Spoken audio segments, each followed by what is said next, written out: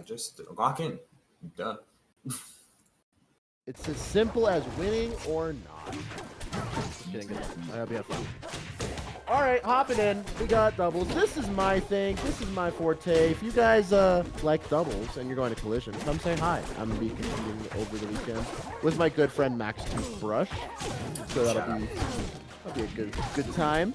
But right now we're focusing on Sophie Maya and ZeeBee and Lone. So I believe this is also a last-minute dub partner pickup. Lone did ping the doubles dojo today, asking for teammates. So I imagine he was just hitting up the homies DMs, and ZeeBee's like, yeah, I'm not doing anything.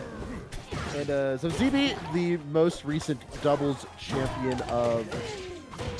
No, there wasn't doubles at Supernova. There was... What's that? Not in any official capacity. It wasn't streamed or anything. Supernova just kind of... well, Taken ZeeBee won something recently. What was it? Oh my goodness, I'm blanking super hard. Gommel, I didn't think. Yeah, it was Gommel. Yeah, it was Gommel. Because they won over Remrin and Qualu. Oh, yeah, but it wasn't streamed, right? Because our stream teams love doubles. You know. Doubles is an enigma, especially for rivals too. Like, offense is so powerful that even when you do have so many intricacies being shown off and on display for every character, because so many offensive options are very powerful, it can become a scramble so quickly. Not to say there isn't strategies, there isn't like plans, counterplay to all of this. Oh, bad doubles is a scramble. Good doubles is actually very, very fun. Yeah, I always say to people who are like, oh, doubles is just a match fest. And like, it's not if everyone knows what they're doing. Yes. If everyone knows what they're doing and respects everyone's space, if you respect your teammate's space, it's a very, very, like, deep game mode. Very, very deep. Yeah, not to say it ever, especially at high level, can turn into match fests. It just often becomes scrambles, is what I mean. Things can go by the wayside as two planned and intentional teams come together and try to orchestrate their offense as a unit. But when both sides are doing that, it can become chaotic very quickly, which is why having characters like Orcane or Crag consume a lot of space for the entire team and not just their own game plan are so beneficial in matchups in doubles in general. Fleet as well doing a similar thing. Yeah, it's there's a lot of characters in the game that kind of spec into this a particular role. So a lot of people will lean on, I want an aggressive character and I want a supportive character. So that'll be a Zed or a Crag. That could be, Zed or Rano. It could be Olympia Fleet. It could be Olympia Absa. Absa is in contention to be one of the best supportive characters in the game right now, if played extraordinarily optimally. But there's like a huge difference when it comes to hard specking into that role and kind of pigeonholing yourself into it. The beautiful thing about this game is every character can play both roles if the player knows what they're doing. So you'll see there was a very dominant team that was ruling the double scene, which is Zen and Qualu, and they played Loxodon and Rano. Now you would think the Rano would be the aggressor. It was the other way around. The Loxodon was sprinting into the face of the enemy team, and the Rano was playing hard support, and they won a lot. Like a lot. So it's not necessarily like as cut and dry as it could be. It really comes down to understanding not only what your teammate's character wants to do, but also what your actual teammate as a player wants to do, and being able to adapt to that. So right now, Sophie's doing a great job of holding a lot of the space. Maya covering around that tech chase zone. So Maya not getting into Sophie's zone. Maya has the understanding that Sophie does have a really good time covering a violent little bubble around her character, and Maya's job is to intercept in the very rare occasion when Sophie is to lose in her own little bubble. Yeah, Zetter's hitboxes are too good to not be the aggro and not be the beatdown of any team that they're on. It's just a matter of how well can Sophie set up and be set up for by Maya and this Arcane. Fortunately, ZeeBee is one of the craftiest players, period, right now. So ZeeBee in the way that he approaches the game, and that does not stop even in doubles. You get to see the current 3-stock set at 147, Krag's heavyweight, giant hitboxes, and amazing follow-through potential means he's almost always both the beatdown and the support. What is happening? Okay, Classics. That was, you're throwing rock, I'm throwing paper, you're throwing rock, I'm throwing paper, you're throwing rock, I'm throwing rock, by the way. So that was that was a very funny interaction between Maya and ZeeBee there. But you know, there is something to be said. Lone and ZeeBee, very, very, very defensive players, frankly. Yes. I've seen them play singles against each other and just directly camp each other for about 7 to 8 minutes in most games. Just refusing to back down, refusing to actually play neutral. And right now it looks like it's working for them. They're both just kind of leaning on their ability and their comfortability sitting in the corner and knowing that Sophie inevitably has to come and fight them, and they're just getting their low percent reversals. As it tends to go with characters and environments like Maple and Krag. Like, Maple can spawn out of nowhere, especially since Maple has the fastest raw ground speed of all the characters there. A defensive support Krag, and then Maple, who gets to kind of with reckless abandon try to overshoot and make these big hard reads off stage and on stage, then tether to the Krag for any amount of for an extra amount of survivability is a really, really powerful option. And both sides always get to rotate on who exactly is going to be beat down and who's playing control. Rock wall, just gonna go ahead and give some verticality options, give some make up to the tech chase trees. What I would love to see is, and it's scary because the direct option to counteract what's going on here is for Sophie to get a cross up and immediately set up for a sandwich combo, getting a cross up aerial, potentially sending one of the enemy team, red member teams to Maya, or then immediately looking for a back throw or tech trap setup to where Maya can then immediately explode with the punish game. But right now, it's ZeeBee and Lone are just holding their ground so well, and it's really hard for Sophie to get in and break down this wall.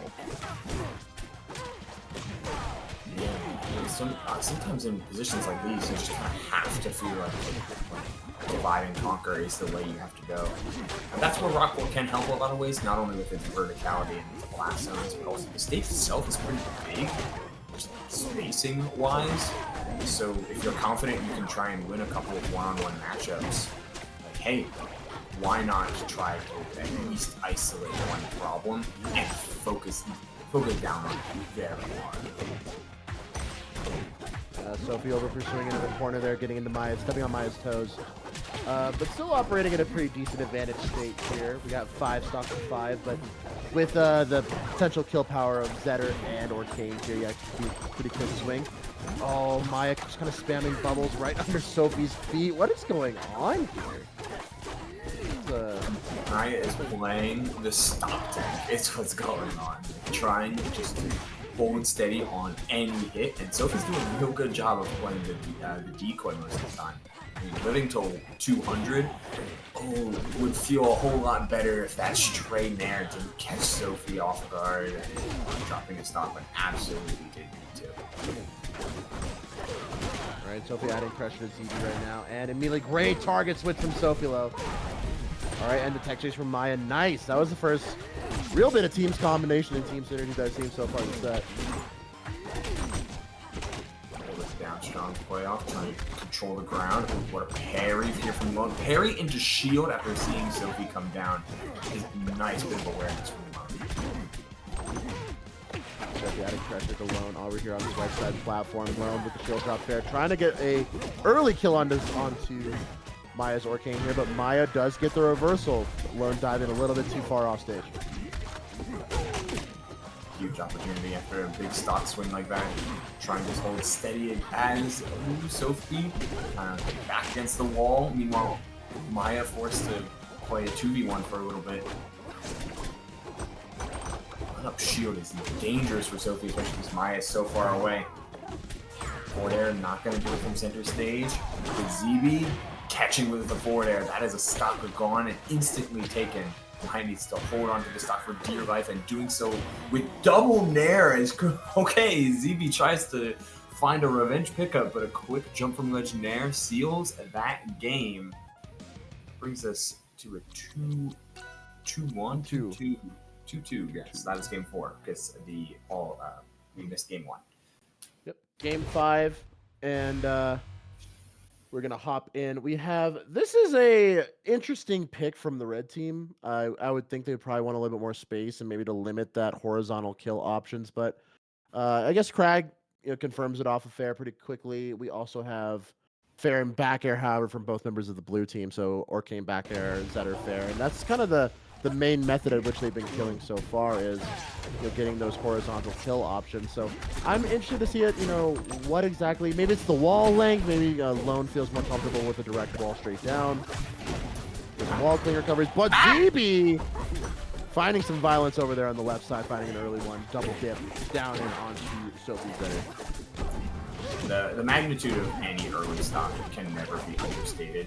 It transforms the dimensions of the game as we know it forward. And ZeeBee honestly seems like he doesn't care who's he's taking these early stocks from. As long as the hits are landing, that's the ethos. You have to make the commitment first and hope that one or your previous setup catches the mouse in the mouse. That's Hector's grab. ZeeBee then charging forward with jab, jab, tilt. Working her way back into center stage, but Maya with the reverse bear nair, potentially going to find a early setup onto Lone, but Lone with the shield grab, pushing up Maya onto the side platform dash attack. Such a good pop-up as team lead, team setup opportunity there. But right now, both members of the blue team a little bit worse for wear in that red percentile, but trying to find any sort of kill confirm, and ZeeBee is the first one to strike. Again, it's the big beetle, just throwing a wrench into all of the methodology that blue team's kind of putting on display with a quick shine to Upstrong. At least evens out the stock count. Lone very, very worse for wear. Not the position you want to see against a straight hit master like Orcane who can just dominate and simplify game states. Oh, hello, Sophie! Sophie, hello! That was huge. We call that stock economics here in the doubles community. We have that stock up. I'll take that 1-for-1 trade every single day. Especially given the percentage that both sides were at. It was everything, and then a quick 4-strong gets Maple out of here alone. Kind of caught and tech rolling back into the corner, and Sophie makes the huge call out. The knockdown now could be potentially stock ending and game winning. But right now, ZeeBee looking for his patented, I'm going to do funny special moves until you die off the side, because I'm correct. It's always been like the ZeeBee ethos of like reach into the bag of tricks early and often, and Krager's got a pretty substantial bag of tricks. Maya not quite gonna find the strong hit. Sophie, all right, Maya just holding down that space. Fade back bears again, doing her job. If ZeeBee were to DI out on any of those leading hits from Sophie, you would have found him straight in the face of a whale tail. Maya is dash dancing on top of Sophie. This is not where you want to be. You need to respect Sophie's space. All right, Sophie, yep. Waiting out, waiting for the cross-up, and oh, this is scary. That's pretty detrimental. Losing the stock pretty bad. Both players kind of losing sight of who's going to be the first. Reverse and a reverse fair. Thank you, Trevor. Trevor Youngblood with the hookup. Sophie had to have been very good friends with our good friend Youngblood back in the day or something, because I've never seen another Zetter benefit so greatly from reverse forward.